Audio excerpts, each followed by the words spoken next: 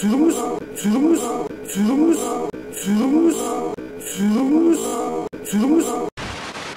удостоверен емес, әңгіме сен біз құқығын шектеп жатсыңдар. Мен бере аламын удостоверен, құқығын шектеп жатсыңдар, сен функционал міндеттерін білмейсіңдер.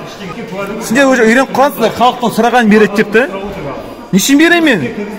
Кіргізбей тұрсың сен. Нешін беремін мен? Мен бердім да сендерге. Жер таратқан әкімдер жазалансын деген сөз бар да. Жоқ, ешқандай ішкі саясат жұмыс жасап жатқан жоқ. Халыққа түсіндірме жұмысын жүргізбейді. Ассалаумағалейкум қазақ елі. Маңғыстау облысы Ақтау қаласында тұрық. Мына Аманат партиясы. Бұл былай ғой, сағат 10-дан кетіп қалды, иә? Точно айтайыншы. Иә, 10-ға 5 қалды. Кетпеген екен, 10-ға 5 қалды. Мына қабылдау болады екен, облыс мәслихатының депутаты қабылдайды дегесін келдім. Енді график бойынша хабарландыру, бұдан неше күн бұрын хабарлап жатыр. Енді келсем, ішке келсем, манағы іште қыз айтады, ол жоқ, ол түс қайта 2:30-ға қалдырды дейді да. Енді хабарландыру бермейсіңдер ме десем, біз астына Қытай әріппен жазып қойдық қой дейді. Онда үстіңгі график неғып тұр, астыңғы график неғып тұр да. Бұл сонда халық оны қалай түсінеді? Егер 2:30-да келсе, таңертең 10-да өтіп кетті ғой дейді. Сонда біз құмалақ ашып білеміз ба, бұл қалай қашан қабылдайтын? 10 деді ма, онда қабылдау керек қой. Бұлар қабылдамаймыз, онда жоқ дейді. Енді бұларға қашан тәртіп орнайды? Түсінбедім. Мына президентіміздің жолдауын, иә, жолдауын ол дұрыстап жолдады ғой, мына кешегі мана ішінде не деген бар? Бір банкіге бере жағы бар адамдардың счетының бәрін арестке қояды да, солардың бәрін дұрыс емес дегенде жолдаулар жолданып жатыр ғой халыққа. Халық үшін да жер таратқан әкімдер жазалансын деген сөз бар да. Жоқ, ешқандай ішкі саясат жұмыс жасап жатқан жоқ. Халыққа түсіндірме жұмысын жүргізбейді. Ана президент жарғы айтқан сияқты айтып тастады.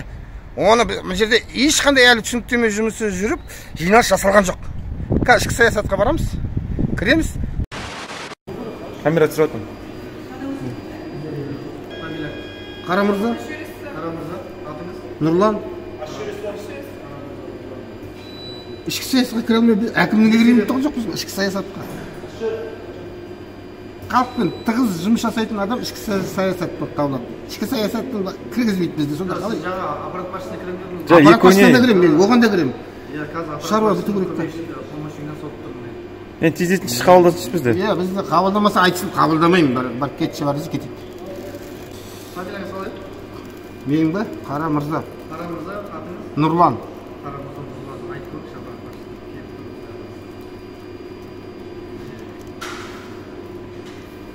Дүйсенбай, атыңыз? Бақтияр. Дүйсенбай, Бақтияр. Не, сөйтіп кіргізе ме не? Фамилия сұрап, фамилиясы ұнаса кіргізеді, ұнамаса кіргізбей ме не? Дәл солай, дәл солай. Уже басқа жоқ болып кетті біздің фамилиясы естігеннен кейін. Қап мана жиен құлып деп айта салу керек еді. Адам Аппарат басшысы жоқ дейсіз бе? Біздің қарап, мынандай просто ішіндегі былай рабочийға кіре алмайды екенсің да. Енді сондай әділетті жүйе сияқты қойды ғой енді. Халыққа қызмет етпейді, халықтан қорқады. Таңдап тұр ғой. Біз фамилиямызды басқаша айтқанда бізді қабылдайтын еді да. Бізді біліп тұр кім екенімізді, қалай сөйлейтінімізді біледі. Жақсы бұнда. Бірінші аты жөнін сұрап алып, содан кейін жоқ деп жатыр. Сонымен саясат шығатын болды ма? Сіздер бір жолғы пропуск алып келдіңіздер? Бір жолғы пропуск, 10 қапталға. Түсінші. Осы жерден жазып бере қойшы, бір жолға дейді, одноразовый пропуск деп тұр ғой. Арт жақтан көреді. Аурашен жақта жазып береді. Сосын 15 минут тұрамыз осы жерде тағы да? Сұрау жазып береді. Жоқ, сосын күтіп тұрамыз ба дейін тағы да? Келеді. Енді сіздерден басталды бәрі өстіп беріп жатыр, міне көріп тұрсыздар ғой. Сол жақтан бар шақырайықшы ана сол жаққа келсін. Бізде адамдарды ақыл өшіп тұрсың ғой. Кеттік нарекет қойшы, сөйлеспей қойшы оны. Жақсы. Надандықтың шегі жоқ болды ғой. Қара, оған бәріміз адам келіп тұрғасында кіргізу міндетті емес пе? Фамилия сұрап, қандай адам, руым деген сол қалмайды. Мынау ішкі саясат ұстай алмаған.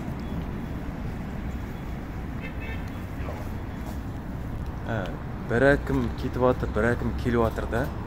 Жасап жатқан қателіктерсі бір да. Адам дейтін ақылысы дұрыс адам қателіктен сабақ алып, қателікті өтіп жасамау керек қой. Үлгі алып жатыр да. Адамдықтың шегі жоқ кәдімгідей. білмеймін соншалықты өз халқын қалай неге көретін да.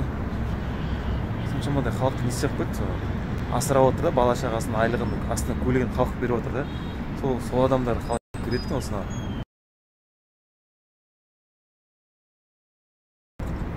Сауатсыздықта білім ғылымға да сүйенбейтін.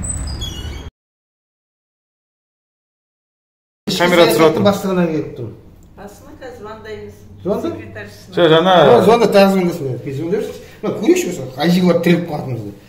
Оны істеп тұрған ба? бізге пропуск сұрауға Менен кетті. қойды, звондаймын, астына біреу түсіп алып кету керексіз. Өзіңізді былай жібермейді, біреу түсіпсіз. Иә, жетектеп алып кетсе екен соны мана келмеді. Біз ана жақта кіре алмай тұрдық. Камера түсіріп отыр. Сүре бер камераны. Иә, біздер кіре алмай жүрген әлі. Кіре алмағанда енді қазір секретаршыға звондайды, іште бар болса кіргізеді жұмыс. Халықпен жұмыс жасайтын адам ғой, ішкі саясат деген. Халық оның стоймей жүреді. Жиналысқа кетіп қалса, босқа тұрасың ғой, қазір звондап көру керек. Иә, жиналыс. Қай жерде жиналыс болады, сол жерге барамыз ғой. Ана мектеп директоры сөйледі ғой, жиналыста деді, оказывается, еш жерде жиналыс болады. Ұят қой, ондай әңгіме айту бар ғой. Орында адам бар емес пе? Халықпен жұмыс жасап білмейтін қашады да, сондай әңгімелер айтады. Соны айтып отқанын нормально санайды да. Не нормально ғой, айтуға болмайды да. Жиналысқа кетті десе, орынбасар бар. Жаңағы ішкі саясат бастыққа адамдар келіп тұрады, берейін, айтыңызшы. Пропускіге келіп тұр да, бастығымызға. Айтып беріңізші, немесі. Алло, ішкі саясатқа келіп тұр, кіре алмай тұрық та. Сосын аппарат басшысына. Саламатсыз ба? Алло. Ішкі саясатта кірейін деп кіре алмай жүрміз, айналып жүрміз. Біресе ана есікке барамыз, біресе мына есікке келеміз. Сіз айтыңызшы, қалай кіреміз? Кім түсіп кетті? Астына адам түскен шығар. Әсел? Білмеймін, ешкім келген жоқ. Бізді ана милициялар мына басқа оборотқа жіберді, бар пропуск алып кел деп. Мына пропуск беретін жерде телефон соғып жатыр. Пропуск бермей тұр ғой, енді біз енді өзіміз жазып алмайтын шығармыз.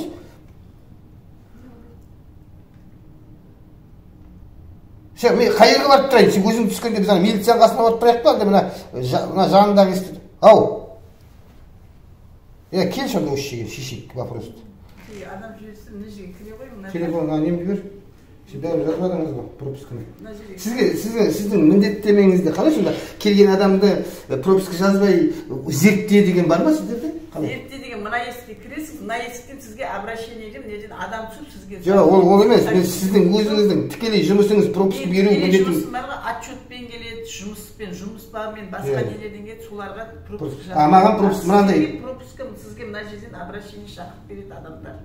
Мына жерде адамдар сіз үшін істеп отыр, мына жердегі... Солар мында жіберіп тұр ғой, пропускіге жіберіп тұрса істеймін. Аналар ма? Иә. Ол аналар деген, ол қайдан білсін, изапқа келіп тұрғаныңыз? Сонда білмей жұмыс жасаймын, сіздерде бір әркімнің өзінің міндеті болу керек қой. Мысалға мен міндетім осы жұмыс пол жуыма, пол жуамын, мына жер менікі, ана екінші этаж жумайын деп гарантия. Сіздерді отырып алып... Обращениеге келіп тұрсыңыз ғой, сіз неге обращениеге бармайсыз, маған келіп тұрсыз? Енді біз жіберген жерге келіп тұрық қой, біз енді білмейміз ғой. Ол охрана білмейді, охрана емес, милиция. Погон бар, старший лейтенант. Облыс әкімі қанша уақыттың ішінде қабылдайды халықты? Жазылған. Облыс әкімі регламент бойынша айына бір рет қабылдайды. Мен 4 айдан кейін майда жазылғаннан 4 айдан кейін кірдім. Айына бір рет қабылдайды, негізі регламент бойынша облыс әкімінің азаматтары жеке. Егер де бір айдан кейін қабылдамайтса қандай шара қолданады оған? Бір айдан кейін. Мысалы енді кіре алмайтсыз, бір айдың ішінде қабылдау керек дедіңіз ғой? Жоқ, бір айда ол сіздің, мысалы қараңыз, сіз деген өтініш бересіз солай ма? Сіз секілді өтініш беріп жатқан азаматтардың саны өте көп. Кезегімен қабылдайды әкім. Егер де кезек келеді, сол адам кіреді айына. Енді мысалы қазір деген азаматтар көп болғандықтан өтініш беруші. Облыс әкімі айына енді аптасына қабылдап жатыр, шамасы келгенше. Енді оған қалай шара қабылданады? Егер де қабылдамасам 20 наурыздан мені қабылдамады да? Менен кейін жазған кісілер бәрі қабылдап кетті да? Сіз қабылдамады ма? Иә. Білмейміз, қабылдаймыз деді әлі. Жоқ, қабылдаймыз, шақырамыз деп телефон соқты, бірақ әлі шақырамыз. Келдіңіз бе? Жоқ, әлі датасын айтқан жоқ келу уақытын. Жоқ, сіз келдіңіз бе? Сізге телефон соқты ма? Жоқ, келесетін уақытты айтамыз деп тұр ғой, бірақ әлі айтқан жоқ. Әлі шақырған жоқ та? Кезеңіңіз келмеген әлі? Менің кейінгілер кіріп кетті ғой. Қазақстан азаматымын. Кіремді, маған қағазбен мен осының болған оқиғаның бәрін жазайын, видео дәлел бар деп, сосын атымды тапсырайын. Иә, маған бер. Ручкамен қағаз бер. Саясат басқармасынан сіздерге келіп жатыр маман қабылдау. Фамилияны толық жазып бересіздер, жазып бере ма? Вот. Жазып берейін. Айт ана дұрыс жазып келсін, біз бердік удостоверение. Біздің қатеміз жоқ, кінәміз жоқ. Біздің кінәміз жоқ. Удостоверение бердік ана жаққа, жаздырдық. Енді сіз қайта неғып тұрсыз? Мен тіркеуім беріп. Тіркесең тіркемесің. Сұрап алшы аяқтан. Біз бердік, біздің кінәміз жоқ. Сендер жұмыстарында профессионалдық подход жоқ. Сұрашы па енді аяқтан, біз бердік қой мана. Куәлікпен бердік қой бәрі. Каждый раз жүреміз ба не? Реттей алмайсыңдар ма ішкі заттарды? Жоқ, біліп тұрмын ғой енді, сіз дейтін пропускіні берді. Болды, пропускімен кіргіз. Қарым-қатынаста отырыңызшы аяқтағы адаммен. Жоқ болса бар шығын, неге жоқ екен? Анда барды сұра, неге жазбады екен? Ананы сосын сотқа бер. Жұмысын жасайын маған. Екі қадам отыр ар жағыңыздан, бізге тиіс отырсыңдар. Артық ештеңе айтып отырған жоқсың. Қайда деп удостоверение қайтып сұрап отырсың ғой? Нешін береміз біз? Анаяққа тіркедік мана. Біз бірінші мына жерге келдік. Анаяққа тіркеліп кел дедіңіз. Анаяққа тіркеліп кел. Қайта жұмсаңыз, қайта. Керек қой бізге. Керек болса алып шеш бар енді. Жоқ, қарашы, сендер жұмыс жасап білесіңдер ма? Жұмыс жасап отырсыңдар ма? Біз тіркедік, түсініп тұрсыз ғой, біз удостоверение бердік те. Енді толық ақпаратты сендер алмасаңдар, не үшін сұрайсыңдар удостоверение? Мен толық ақпарат беріп отырмын сізге. Жұмыс жасап білесіңдер ма? Жұмыс жасап отырсыңдар ма? Біз тіркедік, түсініп тұрсыз ғой, біз удостоверение бердік те. Енді толық ақпаратты сендер алмасаңдар, не үшін сұрайсыңдар удостоверение? Мен толық ақпарат беріп отырмын сізге. Біз удостоверение бердік те. Енді толық ақпаратты сендер алмасаңдар, не үшін сұрайсыңдар удостоверение? Мен толық ақпарат беріп отырмын сізге. Біз удостоверение бердік те. Енді толық ақпаратты сендер алмасаңдар, не үшін сұрайсыңдар удостоверение? Мен толық ақпарат беріп отырмын сізге. Мен толық ақпарат беріп отырмын сізге. Мен толық ақпарат беріп отырмын сізге. Саясатқа кіргізу үшін мынандай тема қозғап тұрсың ба? Мен сізге адамды қалап отқан жоқпын. Удостоверениеңізді алып қойын отқан жоқпын өзім. Видеоға түсірді, кірме кететін болса. Қара, бердік па аяққа? Керек па бар алын сияқтан? Мен білмеймін кімге бергеніңізді. Жаңа осы жақта сіздер айттыңыздар, аяққа корочка алып қайтыңдар деп, ананы корочка алып қайтыңдар. Енді жұмыс тәртібі солай болып тұр ғой азамат. Бізге қалай жұмыс сізден қисық жұмыс тәртібінен біз зардап шегу керекпіз біз, Сіздің арыз шағымыңыз болса, осы акиматтың зданиедан обращение граждан бар. Жоқ, не жерге барып айта жоқ, маған дым айтпашы, мен кредитім болсам, жоқ, сен мына жоқ, қара, бірінші қара. Сіз мана өзіңіз айттыңыздар, мына қағаз, осы қағаз болмаған кезде сіздер кіргізбейін дедіңіздер. Біз ақты айттық та. Енді не кіргізбей тұрсыз бізді? Жеке куәлік керек, мен тіркемеймін мына жаққа. Жоқ, номер керек. Жоқ, неге жеке куәлік керек? Ана толтырған кезде жеке куәлігімізді алды ғой біздің. Сіздер мына жерде данныйыңызды қараңыз, қағазды. Жазылып тұрған жерді атып жүріңіз. Оның сенің алдында адам бар ғой, біз келдік. Сосын ол айтты, мынандай алып қайт дейді аяқтан, сосын кіргізем деді. Сосын біз алып келдік. Енді не кіргізбей тұрсыз? Біз мана удостоверение көрсеттік. Сонда сіз дегенін жасап отыра бересіңдер, біздің құқығымыз ғой да? Мына жерде сіздің сіз дегеніңізді қай жақтан білеміз? Ана жақта адамға сенбейсің, мына құжатты беріп отқан сендердің адамдарыңыз. Осы ғимараттың әкімшілігі беріп отқан. Осы ғимараттың қызметкері беріп отқан. Сонда бір-біріңізге сенбейсіңдер ма, бір жерде жұмыс жасап? Жеке куәлік обязательно керек. Мына жерге данныйыңыз жазылмаған толық аты жөніңіз, фамилияңыз. Жоқ, енді қара, бұл құжатты беріп тұрған сендер осы әкімшілік беріп тұр, түсініп тұрсыз ба? Енді не айтып тұрсыз? Біз енді айдан келіп тұрған жоқпыз ғой. Осы қызметкерлер беріп тұр, сонда бір-біріңізге сенбейсіңдер ма? Жеке куәлік беруден бас. Мен жаңа өзің айттың, сен ғой мені алып кел дедің, мені алып келдік қой міне. Аға енді удостоверение бересіз, біз сонымен тіркейміз. Енді тіркешеш енді. Міне аға қараңыз. Сізде мына жерде толық жазылған. Бары сұрақ қайт енді, мен қайдан білейін, бердің ғой мана куәлігімді. Бары сұрақ қайт аяқтан барда. Жеке куәлігіңіз керек азамат. Жоқ, барды сұрақ қайт аяқтан барда, мен бердім мана. Мына кісіге де бердік, сен удостоверение берсе. Жеке куәлігіңізді мына жерде сіз екеніңіз қай жақтан анықтаймыз мына жерде? Жоқ, бар сұрақ қайтшы бар енді. Мына құжатты берген осы әкімшілік қызметкер берді бізге. Сонда ана екінші жасқа барамыз, тағы да бір отырады, үшінші жасқа барамыз, тағы бір отыра ма сонда? Сендер неге жұмысты қиындатып отырсыңдар? Мына әкімшіліктің міндеті халыққа қызмет жасау. Сендер не істеп отырсыңдар мына жерде? Мен уақытым қанша уақыт кетіп қалды сендердің алдыңарыңызда? Мына тиімділігі жоқ, не істеп отырсыңдар? Бастықтарын шақыршы бар, шақыршы бар. Кім бастығын шақыршы осы жердегі? Бастық ешкім жоқ мына жерде қазір. Сонда сендер жауаптылығы жоқ па сендер үстелден қарайтын? Шақыршы, үстінде кім бар сендердің үстелден қарайтын? Басшыларын шақыршы.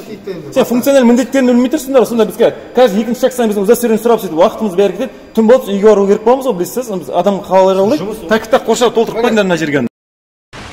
пропуск алып келген кезде пропускпен ар жақтан звондамай ма сізге азамат? Мына азамат звондап тұр ғой, адамға келіп тұр ғой қасында. Адам келіп тұр. Жеке куәлігіңізді мына жаққа тіркеймін журналға. Жоқ, жеке куәлікті біз бердік қой, түсініп тұрсың ба? Бердік жеке куәлікті. Пропускіні мойында шеш болды ғой. Мойындамаса мынаны мойындамайын деп жыртып тасташы көзім ішіме. Жоқ, мойындаймын. Мойындасам мойындайды. Сендердің іс-әрекеттен біз зардап шегіп отырық қой, білесіз? Керек пе удостоверение? Сіздердің профессионалдық подходтарың жоқ болғасын біз зардап шегіп отырсың, түсініп тұрсыз? Біз тиісті ақпараттарды бердік өзіміз бойынша. Сауатсыздықтың шегі болмады да, ұятты. Шақыршы, осы жерге келсінші адамын. Қабылдайтын адам келсінші мына жерге.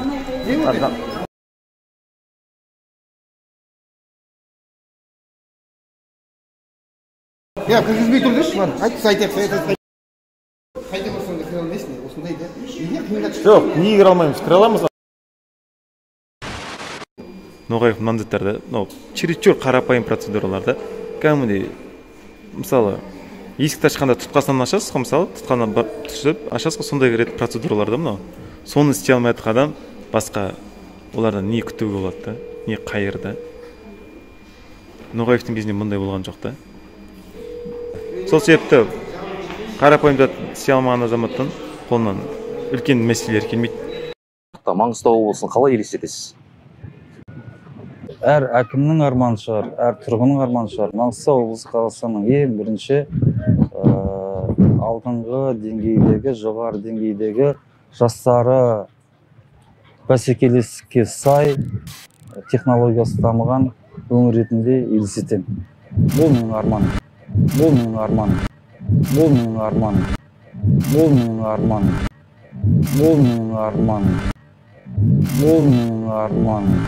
Бұл менің арманым. Армандап жүреді, кеше өзінің сұхбатында айтты ғой, менің арманым дейді. Әкімде нақты мақсат болу керек, нақты қадамдар болу керек, сол мақсатқа жеткізетін. Жүйелі тәртіп болу керек. Менің арманым деп армандап тұр да. Ол қалай ол жерге барды?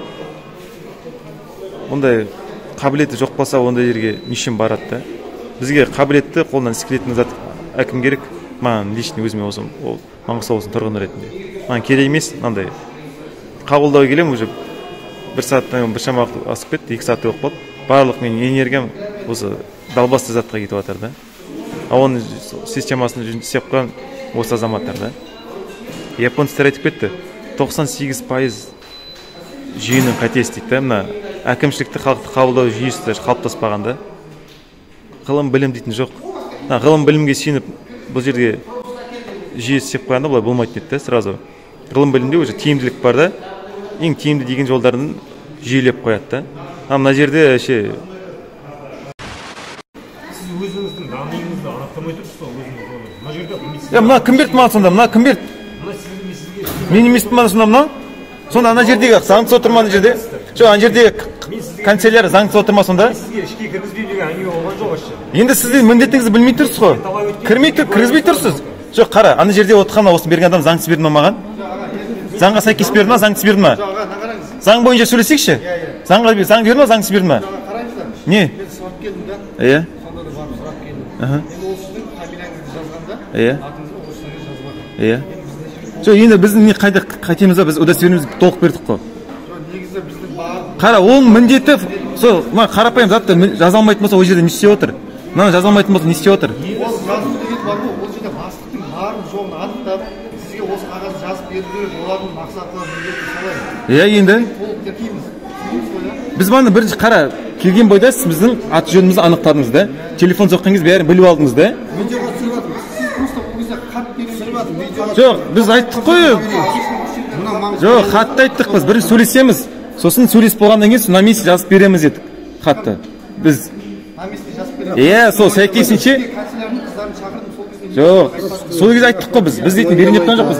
Кездесіп отқан кезде, сол адаммен лауазымды қызметкермен кездесіп отқан кезде. Канцелярның қыздар келіп, хатты бермеймін деп айтты, ішке кірем деп айтты. Иә, біздің мақсатымыз ішке кіру болды. Жоқ, сіз өзіңіз сұрадыңыз хат туралы, біз айтқан жоқпыз. Біздің мақсатымыз кіру болды. Екеуміз бірге келіп, хат берем деп айтпайсыздар ма? Жоқ, сіз сұрадыңыз хат бересіз ба деп. Хатта береміз, кіреміз, үшеуін айттым ғой мен.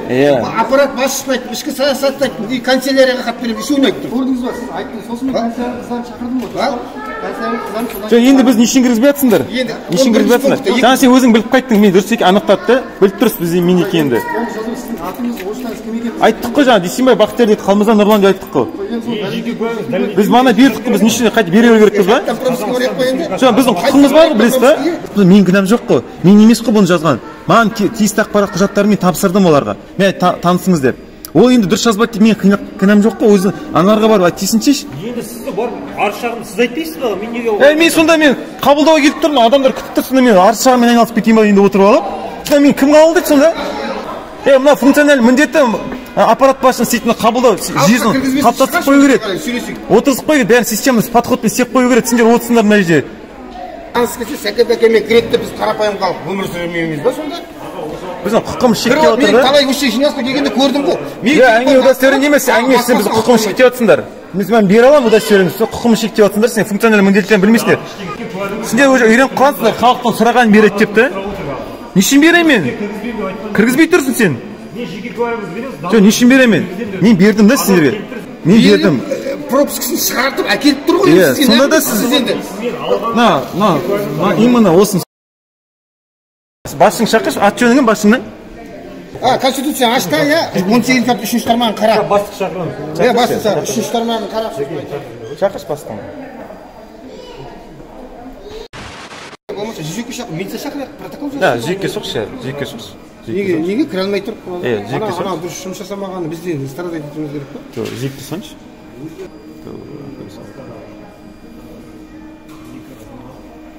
бастығын айтпайды мінекей громко не қылып қойын бастығының фамилиясын білмейді алло ассалаумағалейкум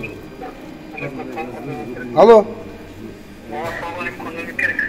не керек полиция керек болып тұр мына жерге протокол жазайықшы мына жерде заңсыз әрекеттер бар болып жатыр құқығымыз шектеп жатыр лауазым асырып пайдаланып құқығын шектеп жатыр 362 статья алло милиция полиция керек мына жерге мына облыс акиматының ішінде мына дежурныйлар өздерінің лауазымын асыра пайдаланып тұр деп есептейміз біз есептейміз асыра пайдаланып тұр еще бастығының аты жөнін білмейді ол отыр айтпайды құпия сақтап отыр да қай жерге дейсіз облыс акиматтың ішінде дежурныйға кім сіздің атыңыз менің атым Қарамырза Нұрлан естілмей қалыпты ғой Қара Мырза Нұрлан Қарамырза иә дежурный не істеп қойды сонда дежурный ма міне не кіргізбей тұр ғой ішкі саясатқа кірейік деп еді кіргізбей тұр ғой қолымызға құжат берді пропускалап иә ережелер бар екен пропуск алып кел деді пропуск әкелдік қой жаздырып ар жақтан ішкі саясаттың адамды күтіп алуға бізді қарсы алуға шығып тұр енді дальше олар ана пропускіге сенбей тұр ма бірдеңесі бар енді мен пропускіні мен қолдан жазып әкелген жоқпын ғой енді осы жердің бәрін протокол етейік те ары қарай прокуратураға жіберейік материалды біздің қабылдайтын адамның елшісі келіп тұр бізді күтіп алуға да соның өзінше біз қолымызда пропуск бар қабылдайтын адамның елшісі бар да бірақ біздің охрана соның өзіне де кіргізбей тұр да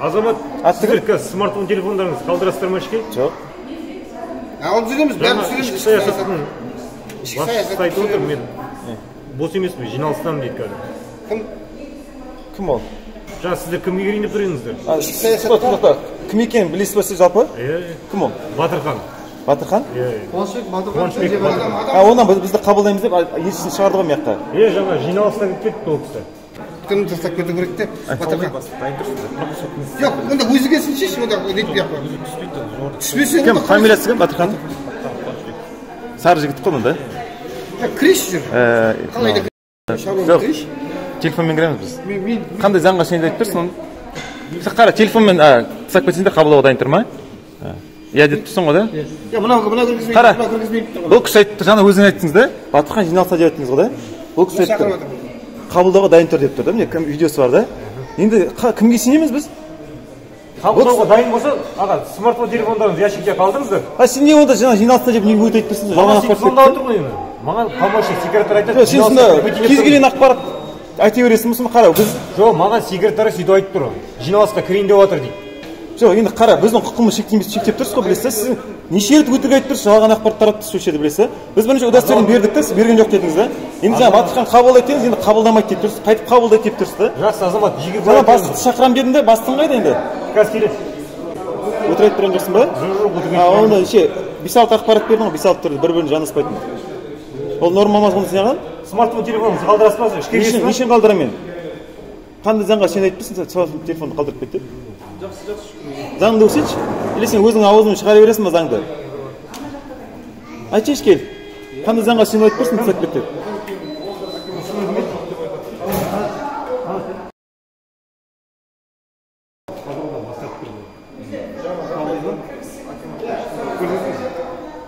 не телефон тастап кет деп тұр ма қандай заңға сен тастап кет деп тұр ішкі тәртіп көрсетші ішкі тәртібіңді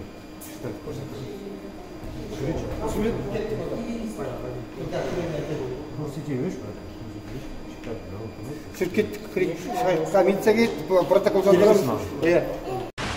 Кіріп шайын деп жатсыз ба сіз? Біргесіздер ме? Біргеміз ғой. Енді кіргізмесе шықсыншы.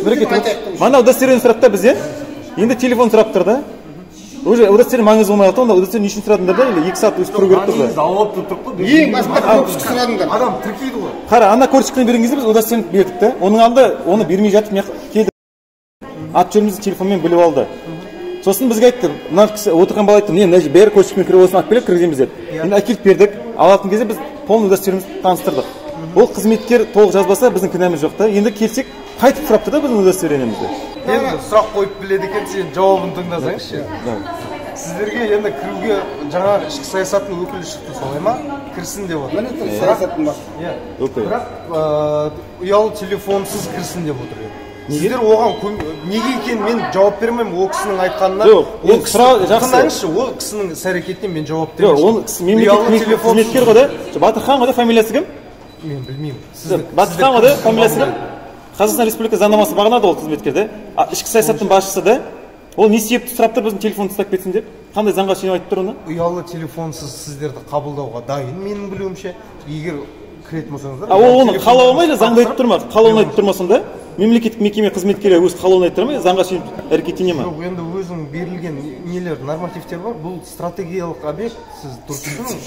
Халыққа қызмет көрсету стратегиялық объект. Сонда қайсы құжатын көрсетші? Күліңіз, күлмеңіз.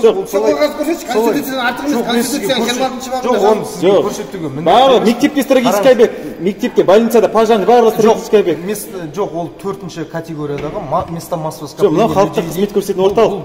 Жақсы, заңды көрсетші. Оны шатастырмаңыз. Ол заңды мен сізге қазір көрсетіп, оны сіздерге дәлелдеуге міндетті. Міндетті емес, мемлекеттік қызметкерсіз заңды. Ұялы телефонсыз кірем дейтін болсаңыздар, мына өкіл сіздерді алып кіреді. Болмаса, онда жаңағындай сіздің айтқан сөзіңіздің жаны бар, болмаса төменге түсіп, телефонсыз кіретін. Ата заңды таптыңыз. Енді қара, біз қайда тұрып, мемлекеттік мекеме ғимаратына тұрып қой да?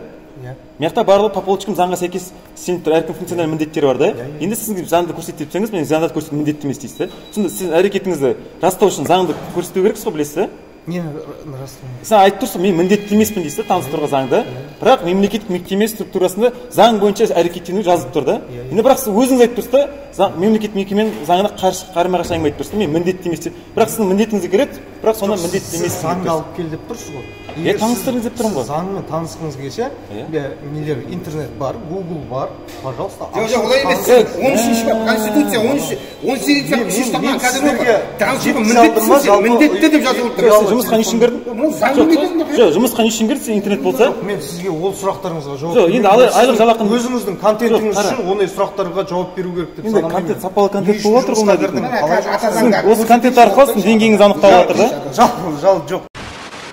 Жоқ, сен 18-ші баптың орындамай кетіп тұрсың ғой. Ата заңның 18-ші баптың 3-ші тармағын оқып. Ноғаевтан да жаман болып кетті бар ғой. Ноғаевты қайтып жатыр, шақырып аламыз ғой деймін, Ноғаев келді.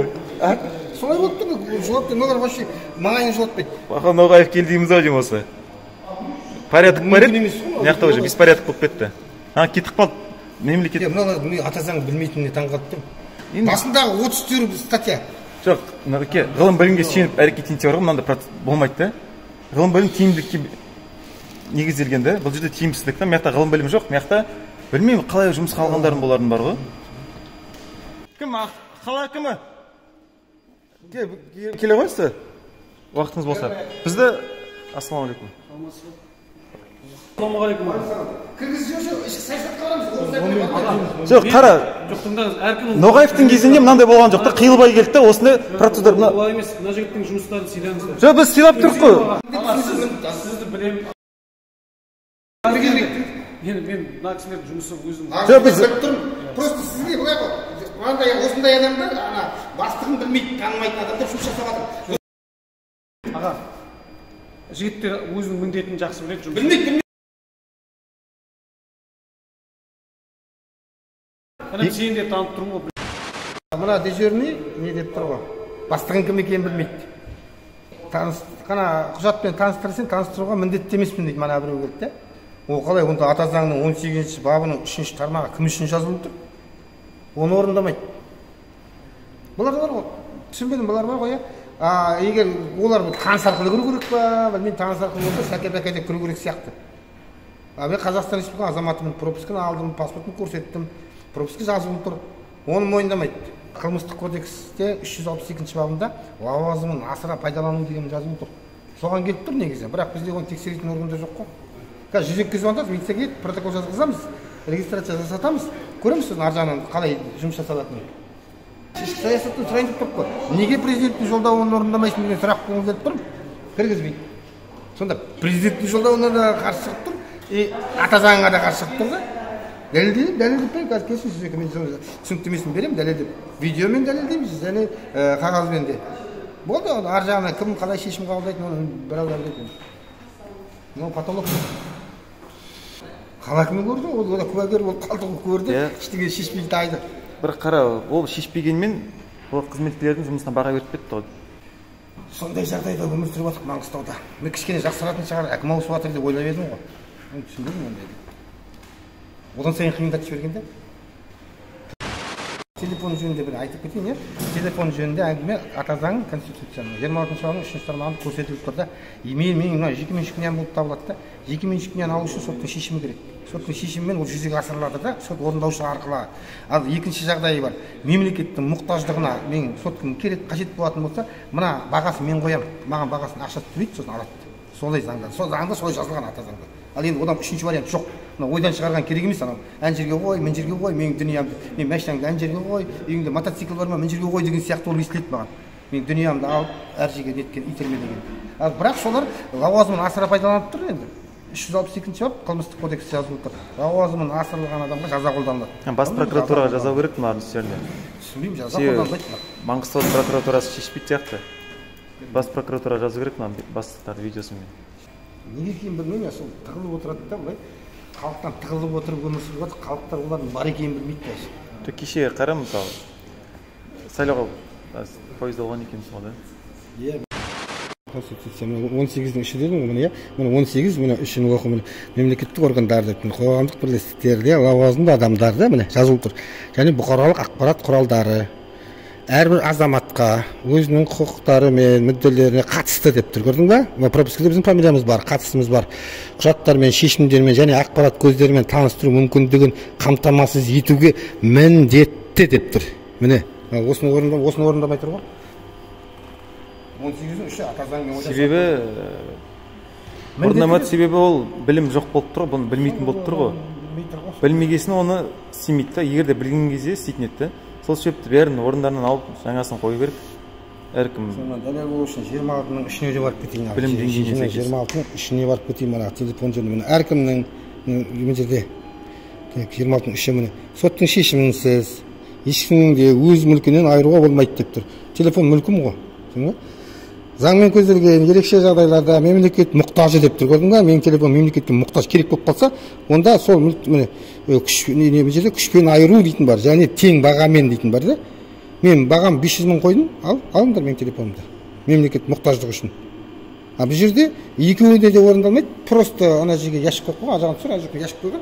Соған апарып салдық та, ол ата заңда көрсетілмеген, ящик қойылады деген жазу жоқ. Сыбайластарға ыңғайлы да. Бірінің сыбайлас бірінің қылмысын бірі жасырып жүре берген ыңғайлы да. Ертең мына жерде бірдеңе ашылып қалса тағы құрсын содан сол ғой, одан басқа не жақтан қорқады. Біздің үйге келіп, пожалуйста, телефонмен кел, 3 телефонмен кел, мен түсір мені, шай ішіп отырғанмын, түсір мен қашпаймын одан. камера түсіреді. Кіралмайдық ішкі саясатта. Полиция капитаны Кімсің? Кімсің? Полиция капитаны Мұрат деп тұр. Не жағдай болды? Кәмметіп. Мыналар асыра пайдаланып тұр лауазымын. Соны енді себебі бастығында бізді айтпайды. Ата заңда, конституцияда да 18 баптың 3-ші тармағында бізге айтуға міндетті. Ол айтпайды. Сосын ана пропусканы мойындамайды. Біз ана пропуска кеттік қой мына кіруге. Лауазымын асыра пайдаланып тұр. Ол 362 бап қылмыстық кодексінде солай жазылған лауазымын асыра пайдалану деген бар. Осылардың бәрін мына жерге хаттамаға түсірейік. Сосын болды. Ары қарай прокуратураға қосамыз. Сосын айтамыз, түзекке бар информация сояқта. Дежурный прокурор соғасыз келсін деп. Дежурный прокуратура соғасыз келсін деп бұл жерге. Енді арызын қабылдаймыз, бұлардың басшы құрамына жібереміз. Осы аталған не себепті осындай өрескел жұмыс жасау барысында өрескел қателік жасаған үшін ары қарай бастықтар өздерінің шарасын қолданатын болады. Енді жаңа прокуратура заңның үстемдігін қадағалайтын орган да. Сосын телефон соғыңызшы қазір дежурный прокурор келсінші бұл жерге. Заңға қарамайсыз әрекет. Сіз полицейский өзіңіздің тоже жазыңыз, прокуратура тоже жазсын да. Екеуміз бір-бірімізге зат емеспіз сол. Екеуміз екі мемлекеттік мекеме қызметкерлерсіз ғой. Сіз жекке звондадыңыз ғой? Жекке звондадым. Енді біліп тұрмын ғой. Тіркеліп тұр. Оны біздің тек қана МВД емес, ол прокуратураға да барып тұр. Олар өзі көріп тіркеліп тұр ғой. Енді дежурный прокурор келсінші. Сол айтып жіберші, келсінші, сұрап жатыр деп. Азаматтар келуін сұрап жатыр деп. Сіз міндетті алмайсыз, сұрап жатқанымды жеткізсінші, келсінші деп. Мыналар сосын несін жасырады да, бастығының фамилиясын білмейді. Кезектесіп. Арызын жазып берсеңіз, осы қызметтердің өзінің несін асырыстырып пайдаланып тұрған бойынша. Асырыстырып пайдаланып тұр. 362 бап. Бір құрттай нәрсені бар ғой. Негізі келген неміз кішкентай нәрсе, ішкі саясатқа көп шығамыз бар. Соны үлкен қылып баратыр да уже. Соны үлкен шаруа. Жақсы үлкен шаруа болса, оны да көрейік. Мына сен толтыратын жер қайсы, мен толтыратын жер қайсы окошкалар. Ат жөніңізден басады жоғары жазылсын.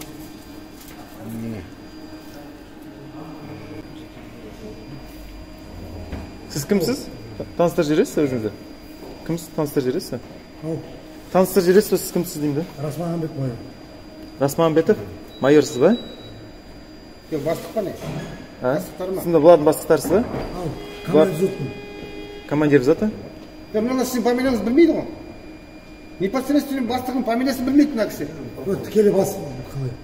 Білмейді фамилиясын? Сен айтқан жоқсыз ғой. Айтып сұрадық қой. Айтқан жоқпын. 11-ші. Неге оны үйретпейсіз? Біледі ғой. Жаңа айтқан жоқ қой бізге. Айтқан жоқ қой, видеосы бар ғой бізде. Айтпай тұрды ғой. Жасырып. Электронды мекенжай. Аттестатсынан қалай өттік е? Аттестатсынан? Мен өтіп кетті ғой бәрі де енді. Бұл жерде айтып тұрған ғой, бір не бар бір. Сұрақ қоймасам аттестатсынан қалай өттіңіздер? Куәлігімді не? Удостоверение номер жазыңыз. Удостоверение номер. Акция 14. Кішкене сотқа қатынаймыз, азаматтық сотқа қатынаймыз әлі. Әкімшілікке облыстық әкімшілікке дежурный прокурор шақыру. Кішкентай нәрсені ұлғайтып алып тұрсың. Сұрапыл качественно. Ішкі саясатқа жібере қойғанда кіріп сұрағымызды қойып кетіп қалатын еді. Жақсы. Ал полиция қызметкерлері өзінің жұмысын тиісті деңгейде атқармай жатыр деп дежурный прокурор шақыру. Жақсы.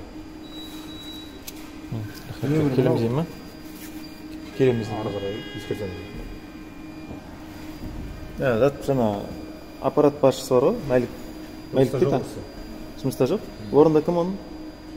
Замдары бар ғой жалпы? Сіз замдан шақырасыз? Болды онда. Сериясы дейді. Сериясы осы ма? Берілген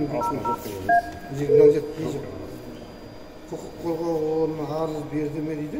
Осы жағдай бойынша басқа жерге арыздан ба? Жоқ қой. Ештеңе бірінші рет беріп жатыр қой. Фамилия қойған. Жеке ма?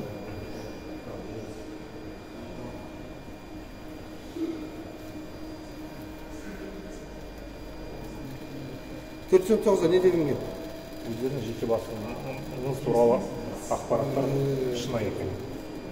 шынайы көп сонда. бұл жермен жеке автор бұл датын жазыңыз. Үшіге ба? Жоғарыда. 11. Оның 224. Осы бар ғой, қара. Осындайды біз бар ғой, Абил Вилбайдың кабинетінде жазғанбыз осындайды, иә? Соның ответ жоқ қой, жоқып кетті соң. Одан кейін 3-4 ай кетіп қалды. Мынау да дәл сондай болып тағы қараңыз, сізді жүзекте звондаңыз.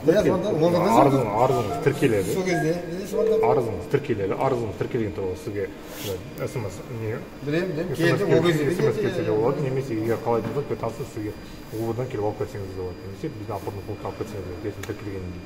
Просто арызды қандай шара қолданған туралы сізге де жазбаса да ответ бере аламын, что бұл ара қайда кетті, кім шарасын қолданған туралы. Жоқ, дым шара қолданған жоқ, іштігені жоқ болып кетті. Мына жазамыз қазір. Ана, дәл сондай болды. Әрбір жазылған арызға өзінің, мысалы, шарасы қолданылады. Қолданылады. Жақсы. Қолданғанда бар ғой. Біздер депутат сайлауда да дежурный прокурор шақырып, полиция шақырып, жүзекке тіркеп былтыр. Бәрін жазып, істегендерінің өзінде жоқ болып айтып жатқан жоқ. Сізге арыз жазғаннан кейін тіркелетін. Иә, тіркелген бері. Сол арқылы сұрасаңыз болады, сол көтерсеңіз болады. Соны көтерсеңіз, сол тіркелген номер арқылы сіз делоны көтере аласыз. Не ол? Қазір секретарына соқтым оны. Қазір қайтадан байланысқа шығамын. Мына ішкі саясаттың баласына кетіп қалды. Үштігейлі кетіп қалды ғой. Облыстық ғой. Не жағдай? Ат жөнінде айтты, жазайын. Кім? Полиция капитаны Умаров. Жоқ, бетчик бар ма, сенде бірдеңе қате жазып қойып мүмкін ғой, сен бірдеңе көрсетші. Полиция капитаны Умаров. Удостоверение көрсетші, анықтап жазайық. Удостоверение қарап, мен точно қате жазып қойып жатып қалар, мен емес болып шығады, бірер дұрыс болмаса. Шығады. Жаңағы хат төлетін адамдар ғой. Умаров, да? Умаров оралсын ба? Болды, рахмет.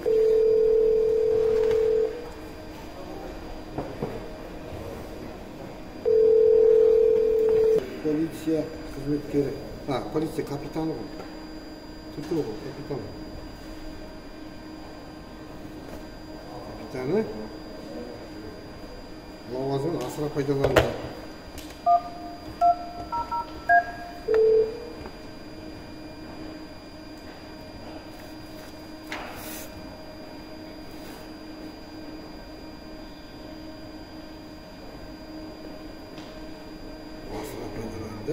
Басшылықтың аты жөнін білмейді. Соның бәрін жаза берейін мен, асықпайды. Оны да қайтамыз, қайтамыз. Телефон алмай жатыр. Енді сонда әкімшілікте бәйлі айлық алып жұмыс жасады, бірақ әркім орындарында жоқ басында. Жиналыста шығар, сол үшін телефон алмай жатыр. Жиналыс сылтауда қай жерде де жиналыс сылтау. Мен соны бір дәлелдедім ғой. Ермей мотоциклмен сол жиналысқа бармен өз жиналыс болып жоқ та. Жоқ, мына бәрі өтіп. Жоқ, сіз жиналыс шығар деп қайдан шығардыңыз оны? Телефон соғып тұрмын азамат. Жоқ, қара, енді шешім шығарып тұрсыз да. Бірақ қара, нақты білмейсің не екен, бірақ сіз шешім шығарып тұрсыз. Шешім шығаратында ақпарат алу керек қой бірінші білесіз. Телефон соғатқан көріп тұрсыз. Енді телефон алмай жатса не істеймін? Бірінші барып қарау керек, нешін алмай жатыр. Оған жоғары тұрған адамдар хабарласу керек. Дұрыста шешім шығарып қоя қоясыз да отырып алып. Азамат бір емес бірнеше адамға соғып тұрмын, соларға байланысты. Енді барып тұрсайшы, енді орнынан тұрып барып көрсейші бар енді. Біреу жұмса елі.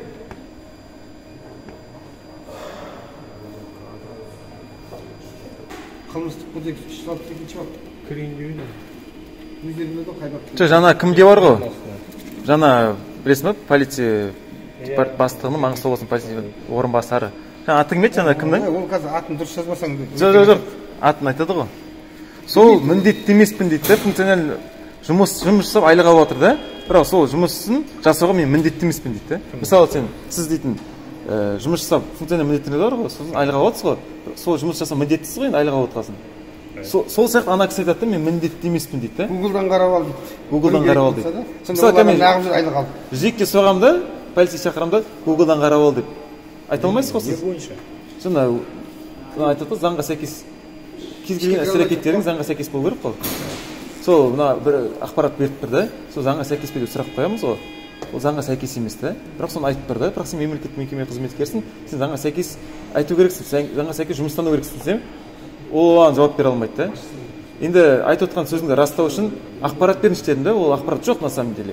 Гуглдан қарап ал дейді да. жазған арызыңыз бойынша қандай шара қолданғанын сұрасаңыз болады, немесе сізге жазбаша ответ бере аламын. Болды, рахмет. жаңа прокуратура не болды? Хабар береміз дейді оларға, айттық деді. Енді біз не істейміз? Кешіріңіз, прокурордың ол жаққа келуін біз жоқ, қадағаламай сенде ақпарат айтылды қарай. Кімге айттыңыз? 102 арқылы звондап ары қарай ескерттік. Жоқ, атын білесіз, айтқан адам кімге айттыңыз? Атын сұрамаппын отырады. Ол ішкі саясатшы. Екі сағат болып жүрміз. Шықты. Маған рахмет. 11-де деді ғой. 11-де келіп тұрсыз, біз жиналыс бастап тұрдық қой. Жақсы, сау болыңыз.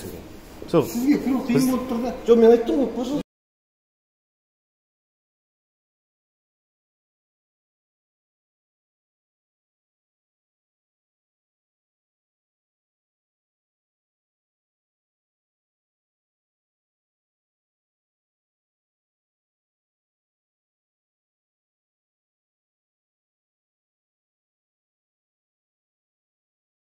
Оны şu түрде кабинетке кіріп сөйлесейікші. Кабинетке кіріп. Кірдік.